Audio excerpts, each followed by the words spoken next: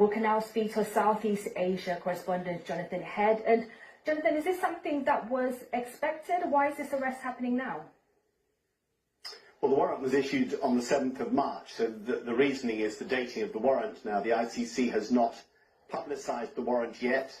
Apparently, it won't routinely do that until it has a suspect in custody, and it is possible, given that Mr. Duterte was taken straight off that plane to an Air Force base, it's very possible they may fly him to The Hague very quickly. What was unexpected was that the government of the Philippines, headed by President Marcos, would move so decisively against such a high-profile and still very popular figure, a former president who, remember, was an ally of Mr. Marcos's until quite recently and still has a huge support base.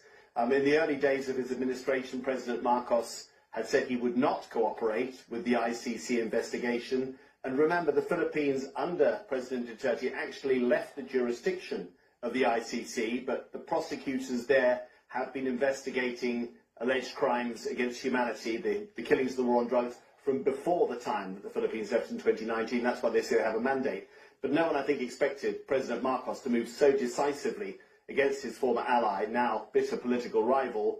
And I think people perhaps weren't expecting the possibility that former President Duterte might well be flown immediately to The Hague. It's opened up a whole set of political and legal possibilities, both in terms of current political contests in the Philippines, this rivalry between these two big families, and in terms of bringing to account or bringing some kind of justice to those who died, or the families of those who died during the war on drugs. And Jonathan, briefly, just remind us of those accusations he's faced over the years. Well, he launched a war on drugs when he came to office in 2016. He was very much in the populist mould. He actually came to power before the first term of President Trump and was seen very much in that mould. But he threatened to kill large numbers of people. He said he was very willing to accept responsibility, and that's what happened. Huge numbers of people were gunned down in very controversial police operations.